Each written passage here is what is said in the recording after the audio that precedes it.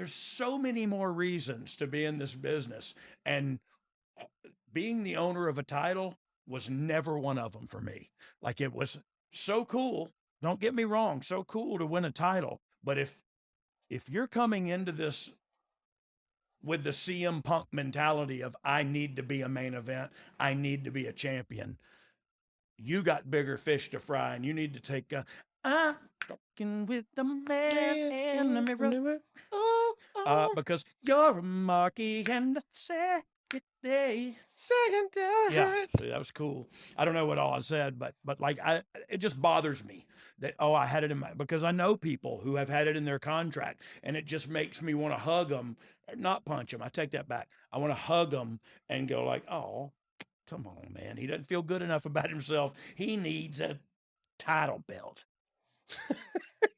You want to go ahead and let loose and name some names? Done. You want to name drop? Done. No, Who's no, had no, it in their contract? I already dropped the one that I wanted to drop, and everybody is seeing now. The chickens have come home to roost. I was about to say, we were ahead of the curve on that. You buried him a week before all this happened. Bro, I've been burying him for years.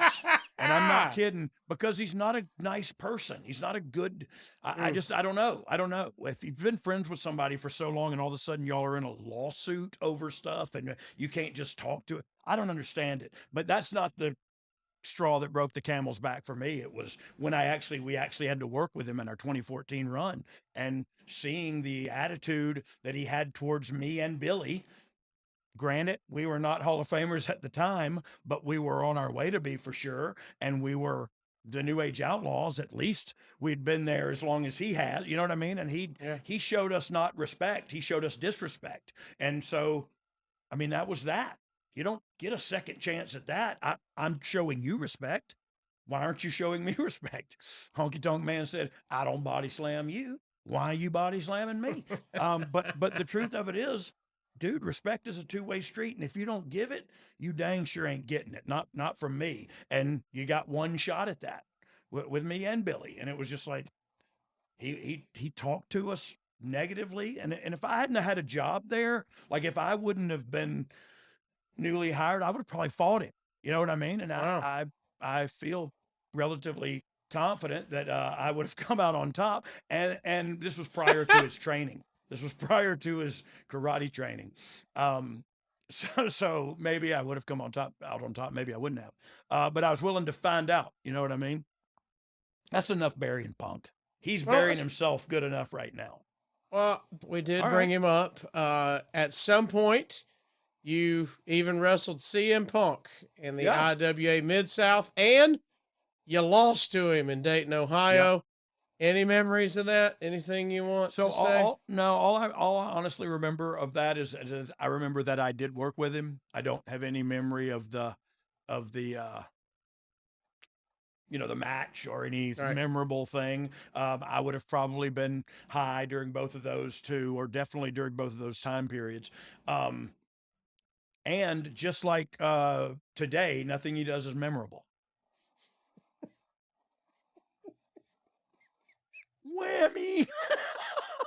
I'll let that simmer for those in the back. Yeah. Lay out. Okay. Yeah, I don't want to be in the lawsuit. Hey, lay out for dramatic effect. Continue. Yeah, I don't want any other headlines besides that. That's going to be brought up at some point in the future. Also, we're bringing him up again. CM Punk made his debut in TNA on that same night. Somebody beat him up that day too, I think. I think Teddy Hart beat him up. Did anybody get bit? Do we know? At the White Trash Cafe. No, I think Evander Holyfield started that after this, biting folks. But let me sidebar there for a second. Yeah, he bit him. Yeah, we're in a fight.